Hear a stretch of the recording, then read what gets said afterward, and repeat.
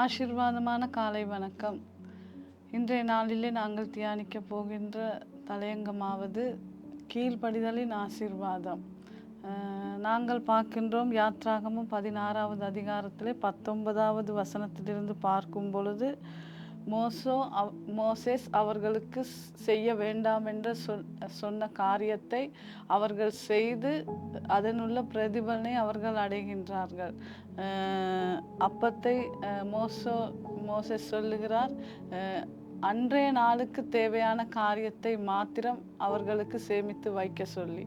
ஆனால் அவர்கள் மறுநாளைக்கும் தேவையான காரியத்தை அவர்கள் சேர்த்து வைப்பது நிமித்தம் அது புழு பிடித்து அது நாறி நாற்றம் எடுத்து போகிறது. நம்முடைய வாழ்க்கையிலும் சில நேரங்களிலே நாங்கள் எங்களுடைய ஆவிக்குரிய தகப்பன்மார்கள் சொல்லுவதை நாங்கள் கேளாமல் கீழ்ப்படியாமல் நாங்கள் செய்து அதனுடைய பிரதிபலனை நாங்கள் எங்களுடைய வாழ்க்கையிலே அனுபவித்து கொண்டிருக்கலாம். சில நேரம் நீங்கள் அந்த மாதிரியான ஒரு சூழ்நிலையில் இன்றைய நாளிலே நீங்கள் காணப்படலாம்.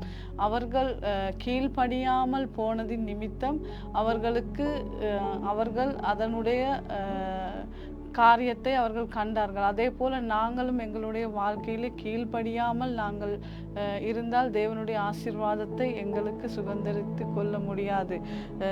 மற்ற வசனங்களை நாங்கள் வாசித்து பார்க்கும் பொழுது மோசே மறுபடியும் அவர்களை கண்டித்து இதை செய்ய வேண்டாம் என்று சொன்னபோது அவர்கள் சரியாக செய்தபோது அவர்கள் ஆசீர்வாதத்தை அனுபவித்தார்கள். பிரியமானவர்கள், நாங்களும் எங்களுடைய வாழ்க்கையிலே தேவனுடைய சத்தத்துக்கு நாங்கள் செவி கொடுத்து அவர் சொல்வதை கேட்டு அவர்களுடைய வழியிலே நாங்கள் நடக்கும் பொழுது தேவன் எங்களுக்கு முன்பாக வைத்திருக்கிற ஆசீர்வாதத்தை நாங்கள் சுதந்தரித்து கொள்ள முடியும். கர்த்தர் தாமே உங்கள் ஒவ்வொருவரையும் ஆசீர்வதிப்பாராக.